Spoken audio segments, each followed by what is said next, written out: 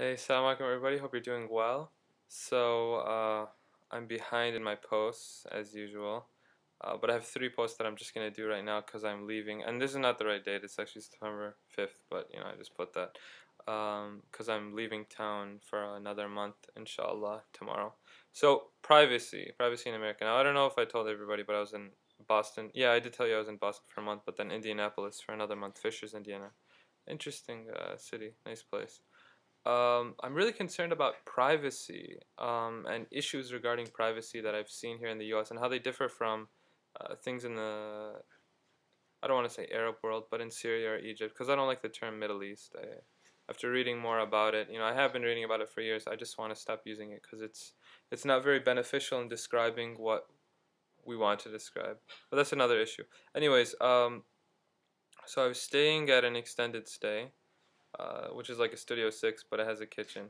Very crappy quality, but it's all good. And I asked them to remove my bed because, I sleep on the floor, it's better for my back and stuff. And they're like, well, we can do it, but you have to leave the room and you can't be there and you can't be close to there. And I was like, why? And she said, uh, we just don't want a lawsuit, we don't want any of this. And she's like, actually, you know what? We can come in whenever we want. It's our place. And I just really did not like that at all. It seemed very shady to me. I was like, wait, how about my privacy? I can't trust you with all these things. Um, it also reminds me of when I was in Boston. I was in this apartment, and this maintenance man had to come to fix our doorknob. I don't know if I told the story, but basically our doorknob broke, and we were jumping in and out of the window. It looked very shady for people walking by, but yeah, we weren't thieves or anything. And so he just comes. He knocks once because I was across the hall and I was just watching. I was like, I want to see what this guy's gonna do.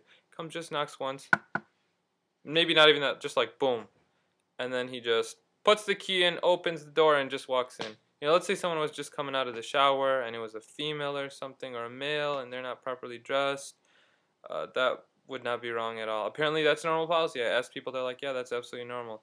You would just never do that. From my understanding of Egyptian and Syrian culture, you would just never do that there. It's very rude, and you're coming into someone's house. Even when you knock, there's a certain adab or etiquette.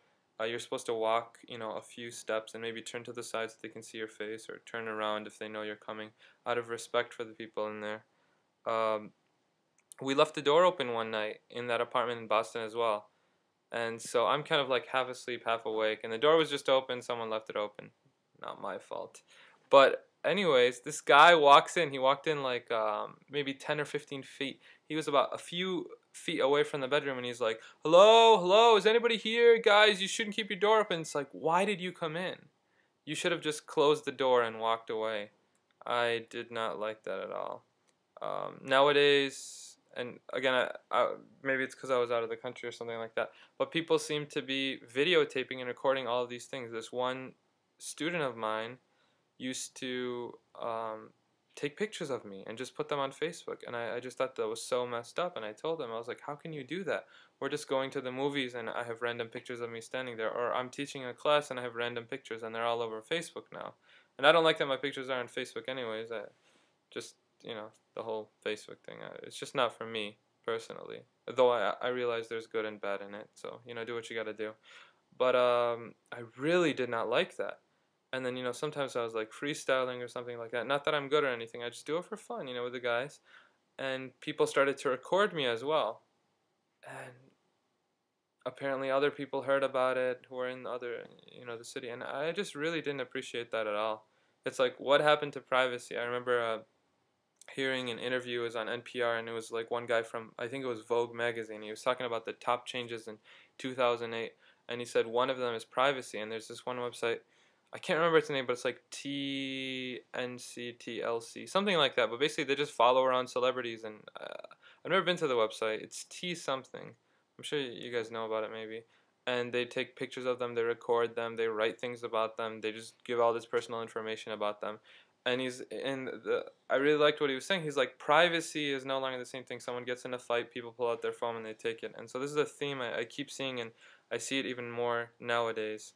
I don't know, it's crazy. It's pretty stalkerish to me. There's cameras everywhere on the stores and the streets, a lot more than I was used to before. And so, I don't know, I feel like my privacy, even though, we have privacy, it's one of our core democratic values, I feel like, the general public and stuff like that doesn't really respect it. And I feel like my privacy, I mean, I had more, people had more respect for my privacy in those ways abroad. But then in other ways, like your personal life, no, I mean, people would ask you very personal questions. So it's just a different, privacy is viewed differently in different places. And so I thought that was an interesting thing I wanted to share with you. Okay, assalamu alaikum.